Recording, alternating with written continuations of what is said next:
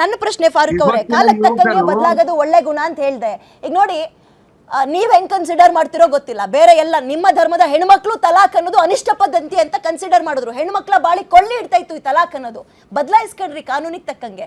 ಹಂಗೆ ಒಬ್ಬ ಬೇರೆ ಧರ್ಮದ ಹೆಣ್ಮಕ್ಳು ನಿಮ್ಮ ಧರ್ಮಕ್ಕೆ ಬಂದಾಗ ಅವಳನ್ನ ಅದೇ ರೀತಿಯಾಗಿ ಬಾಳಕ್ ಬಿಡಕ್ಕೆ ಏನ್ ಸಮಸ್ಯೆ? ಅದಲ್ವಾ ಪ್ರಾಬ್ಲಮ್ ಆಗ್ತಾ ಇರೋದು. ಲವ್ ಜಿಹಾದ್ ಅಂತ ಸಮಸ್ಯೆ ಬರ್ತಾ ಇರೋದೇ ಅಲ್ಲಲ್ವಾ?